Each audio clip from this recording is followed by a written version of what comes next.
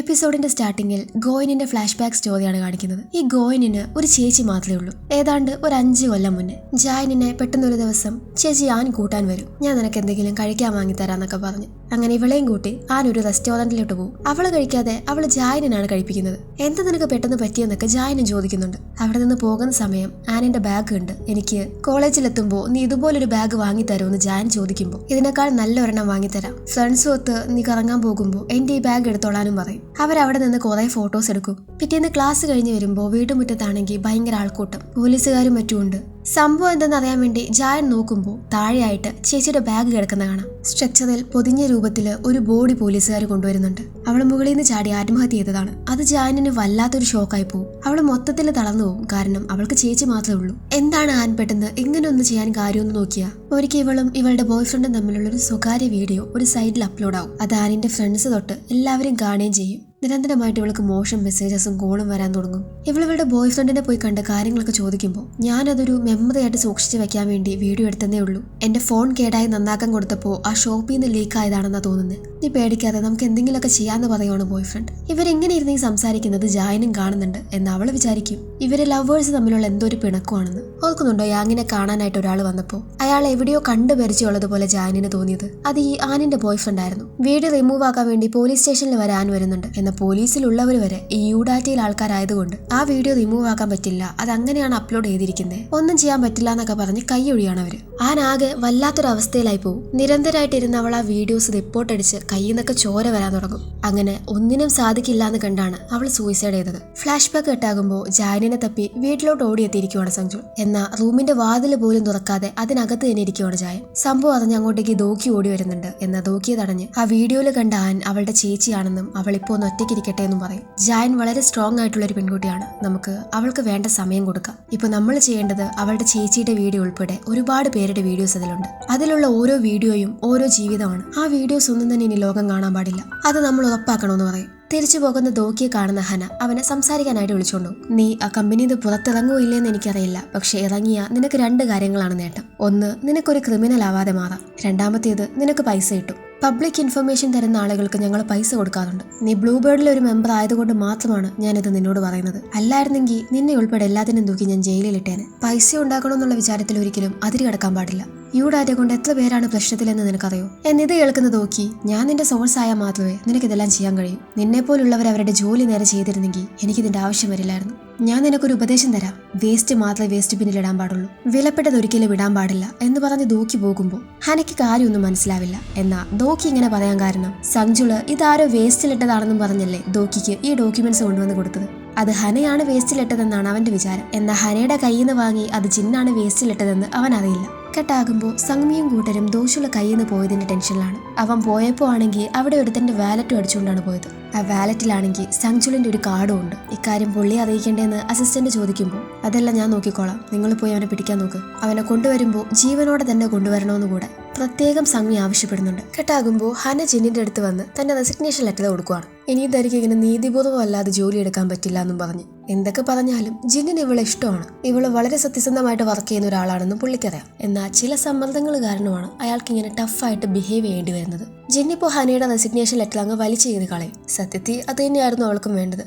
അങ്ങനെ ഇപ്പോൾ ഇയാള് ഒരു നിവൃത്തിയില്ലാതെ യൂഡാറ്റയ്ക്കെതിരെയുള്ള കംപ്ലൈന്റ് അന്വേഷിച്ചോളാൻ പറഞ്ഞ് സൈൻ ചെയ്തു കൊടുക്കും. കെട്ടാകുമ്പോൾ രാത്രി എല്ലാവരുടെയും കൂടെ ഡിന്നറിന് വേണ്ടി ഈ യാങ് ദോക്കിയെയും വിളിക്കുന്നുണ്ട്. അവിടെയായിട്ട് ആ 2ാമത്തെ വിക്ടിമിനെ ഉപദ്രവിച്ചിട്ടുണ്ട്. ഇവനെയാണെങ്കിൽ ഇവര് ഇനി ഇങ്ങോട്ടേക്ക് വരരുതെന്നും പറഞ്ഞ് ഓടിച്ചു വിട്ടതാണ്. ഇവൻ സോളിൽ വന്ന് കാല് കുത്തിയ നിമിഷം തന്നെ ഇവർക്ക് സിഗ്നൽ ലഭിച്ചു. യങ്മിന്റെ അവസ്ഥ കണ്ട് ഞാനൊന്ന് കാണാൻ വന്നതാണ്, ഞാൻ ഒരു പ്രശ്നം ഉണ്ടാക്കിയിട്ടില്ല, ഇപ്പോൾ തന്നെ തിരിച്ചു പോകും എന്ന് ഇവൻ പറയുമ്പോൾ, ഞാൻ പറഞ്ഞതുപോലെയൊക്കെ ജീവിച്ച നിനക്ക് നന്നായിട്ട് അങ്ങ് ജീവിക്കാം, അല്ലെങ്കിൽ എനിക്ക് വെറുതെ പണി ഉണ്ടാക്കി തരരുതെന്നും പറഞ്ഞ് ഈ യാങ് ആ 2ാമത്തെ വിക്ടിമിനെ പറഞ്ഞയക്കുവാണ്. ഇപ്പൊ അങ്ങോട്ടേക്ക് വീണ്ടും അന്ന് ബാറില് യാങ്ങിനെ കാണാൻ വേണ്ടി വന്ന ആ 2 പേര് വരും. ഇതിലെ ഈ ചെറിയവനില്ലേ, ഇവനാണ് ഇവർക്ക് മെയിൻ ആയിട്ട് ഈ വീഡിയോസ് ഉണ്ടാക്കി കൊടുക്കുന്നത്. ഇവൻ വന്ന് ഈ 2ാമത്തവനെ ഇവർക്ക് എല്ലാവർക്കും പരിചയപ്പെടുത്തി കൊടുക്കും. നിങ്ങൾക്ക് ഏറ്റവും കൂടുതൽ വ്യൂസ് കിട്ടിയിട്ടുള്ള ആനിന്റെ വീഡിയോ എടുത്തത് ഇവനാണെന്നും പറഞ്ഞു.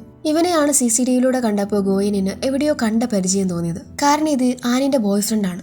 അവൻ മനഃപൂർവ്വമാണ് അവളുടെ വീഡിയോ ലീക്ക് ചെയ്തത്. ആനിനെ പോലെ ഒരുപാട് പെൺകുട്ടികൾ ഇവൻ ട്രാപ്പിലാക്കി അവരുടെ വീഡിയോ സൈറ്റിൽ അപ്ലോഡ് ചെയ്തിട്ടുണ്ട്. ഈ കാര്യങ്ങളെല്ലാം ഇവര് ഒരു കൂസലും ഇല്ലാണ്ട് ഇങ്ങനെ പറയുന്നത് കേൾക്കുമ്പോൾ ദോക്കിക്ക് നല്ലോണം ദേഷ്യം വരുന്നുണ്ടെങ്കിലും അവരുടെ മുന്നിൽ അഭിനയിച്ച് നിൽക്കാനല്ലാതെ വേറെ വഴിയില്ല. അവിടെ നിന്ന് പോകുന്ന ആ ചെറുതിന്റെയും ആനിന്റെ ബോയ് ഫ്രണ്ടിന്റെയും പിന്നാലെ ദോക്കി ചോയെയും പാക്ജിനെയും പറഞ്ഞയക്കും. അവര് പോയ സ്ഥലം മനസ്സിലാക്കി അങ്ങോട്ടേക്ക് ദോക്കിയും ചെല്ലും. അവരാണെങ്കിൽ ഇപ്പോൾ പുതിയൊരു പെണ്ണിനെ ട്രാപ്പിലാക്കി കൊണ്ടുവന്നേക്കുവാണ്. മോഡലിംഗിനെന്നും പറഞ്ഞ് അവളെ വിളിച്ചുകൊണ്ട് വന്നിട്ട് അവരെ വെച്ച് വീഡിയോ ഷൂട്ട് ചെയ്യിക്കാനാണ് ഇവന്റെ പരിപാടി. എന്നാൽ അവൾക്ക് കൊടുക്കുന്ന വളരെ ചെറിയ ഡ്രസ്സൊക്കെ ഇടാൻ വേണ്ടിയിട്ട് അവൾ വിസമ്മതിക്കുമ്പോൾ എന്റെ കയ്യിലുള്ള നിന്റെ വീഡിയോസ് മൊത്തം ഞാൻ നിന്റെ കോൺടാക്റ്റിലുള്ളവർക്ക് മൊത്തം അയച്ചു കൊടുക്കും. ഇപ്പൊ നീ സഹകരിക്കുകയാണെങ്കിൽ വീഡിയോയിൽ നിന്റെ ഫേസ് കാണാതെ ഞാൻ സൂക്ഷിച്ചോളാം, അല്ലെങ്കിൽ പ്രശ്നമാകും എന്നൊക്കെ പറഞ്ഞ് ഈ ആനിന്റെ ബോയ് ഫ്രണ്ട് ഇവളെ ബ്ലാക്ക്മെയിൽ ചെയ്യുവാണ്. എന്നാൽ പക്ഷെ എന്തെങ്കിലും സംഭവിക്കുന്നതിന് മുമ്പ് തന്നെ അങ്ങോട്ടേക്ക് ദോക്കി വന്ന് അവർക്കെല്ലാം കാര്യമായിട്ട് തന്നെ കൊടുക്കുന്നുണ്ട്. പ്രത്യേകിച്ച് ഈ ആനിന്റെ ബോയ് ഫ്രണ്ടിന് ഇനി അവൻ ഒരിക്കലും ജീവിതകാലത്തിൽ ഇങ്ങനെ ഒന്നും ചെയ്യാതിരിക്കാനുള്ള പണിയാണ് ദോക്കി കൊടുക്കുന്നത്. ഈ സമയമാണ് അങ്ങോട്ടേക്ക് ഒന്നും അറിയാതെ വീഡിയോ ഷൂട്ട് ചെയ്തുകൊണ്ട് ആ ബ്രൗൺ മുടിയൻ വരുന്നത്. എന്നാൽ ദോക്കി അവനും കൊടുക്കുന്നുണ്ട് വേണ്ട പോലെ. കട്ടാകുമ്പോൾ യാങ്ങും കൂട്ടരും ഇപ്പം നേരിട്ട് ഹനയെ കാണാനായിട്ട് ഓഫീസിലേക്ക് വന്നിരിക്കുവാണ്.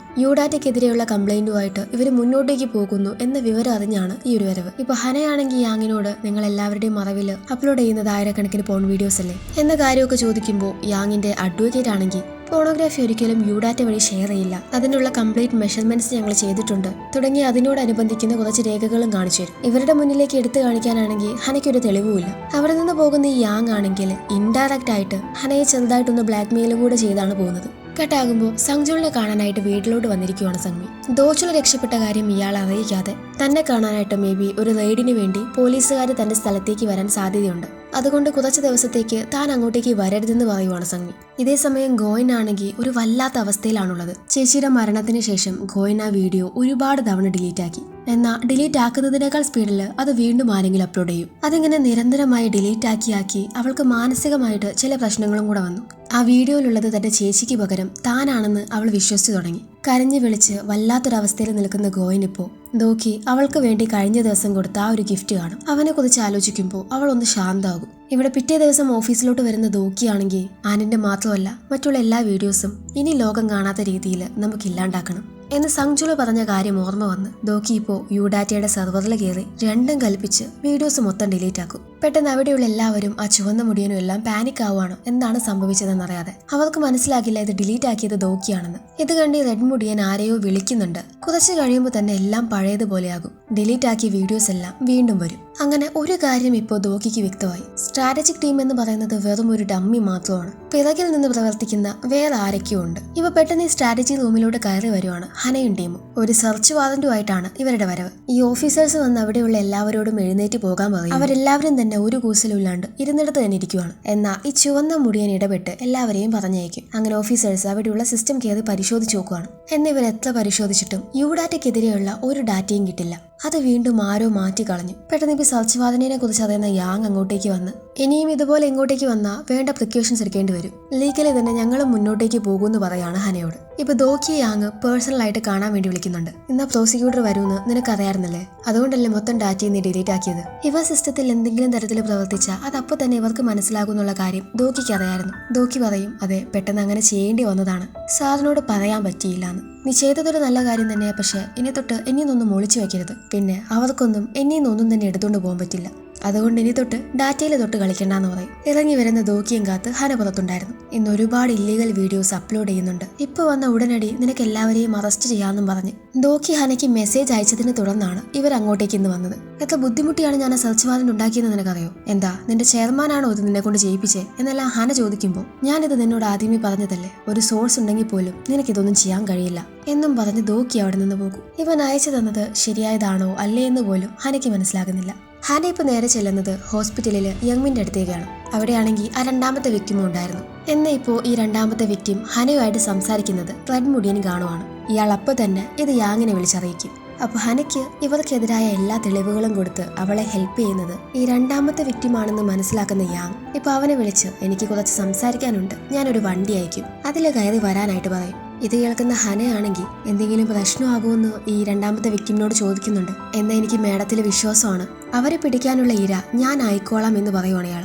ഇതേസമയം യാങ് ദോക്കിയെ കോൾ ചെയ്യുന്നതായിട്ട് കാണാം. കട്ടാകുമ്പോൾ വണ്ടി കാത്തു നിൽക്കുന്ന ആ രണ്ടാമത്തെ വിക്ടിമിന്റെ അടുത്തേക്ക് വന്ന് അവനെ പിക്ക് ചെയ്യുന്നത് ദോക്കിയാണ്. അവര് പോകുന്നതിന് പിറകെ തന്നെ അവരുടെ കാറിനെ ഫോളോ ചെയ്ത് അസിസ്റ്റന്റിന്റെ കൂടെ ഹനയും പോകും. ഹന വണ്ടിയിൽ ഇവരെ പിന്തുടരുന്ന കാര്യം കാണുന്ന ചുവന്ന മുടിയനാണെങ്കിൽ ഇക്കാര്യം യാങ്ങിനെ വിളിച്ചറിയിക്കുമ്പോൾ ഇനിയും അവളെ വെറുതെ വിട്ടാ നമുക്ക് പ്രശ്നമാണ്, ഓൾറെഡി നമ്മുടെ അടുത്തുള്ള കുറച്ച് പേരെ കാണാനുമില്ല, നീ വേണ്ട പോലെ അതങ്ങ് തീർപ്പാക്കാനായിട്ട് പറയും. ഇതേസമയം ഹനയുടെ കാറിന് പിറകെ വേറെ ഒരുപാട് കാറുകൾ വരുന്നത് കാണാം. ഹനയുടെ വണ്ടി ലക്ഷ്യം വെച്ചാണ് ആ പിറകിൽ വരുന്ന കാറുകൾ വരുന്നതെന്ന് ദോക്കിക്ക് കാണുമ്പോഴേ മനസ്സിലാകും. ദോക്കിയുടെ വണ്ടിയെ ഫോളോ ചെയ്ത് വരുന്ന ഹനയ്ക്കും അസിസ്റ്റന്റിനും പെട്ടെന്ന് അവന്റെ വണ്ടിയെ കാണാൻ പറ്റാതെ പോവുകയാണ്. എത്ര നോക്കിയിട്ടും കാണുന്നില്ല. ആ സമയമാണ് പിറകെ വന്ന കാറുകൾ ഇവരുടെ വണ്ടി ഇടിക്കുന്നത്. രക്ഷപ്പെടാൻ പറ്റാത്തൊരവസ്ഥയിലായി പോകും ഹനയും അസിസ്റ്റന്റും. പിറകെ വരുന്ന 2 കാറും കൂടെ ഹനയുടെ കാറിനെ ജാമാക്കുവാണ്. ഹനയുടെ കാറ് തകരും എന്നൊരവസ്ഥ വരുമ്പോൾ ഇപ്പോൾ പെട്ടെന്ന് എവിടെ നിന്നോ ദോക്കിയുടെ കാറ് വീണ്ടും മുന്നിലേക്ക് വരും. ഈ ഒരു സീനോടെ ഇന്നത്തെ എപ്പിസോഡ് തീരുന്നു. എന്തായിരിക്കും ദോക്കിയുടെ മനസ്സിലെ പ്ലാൻ? നമുക്ക് അടുത്ത എപ്പിസോഡിൽ നോക്കാം.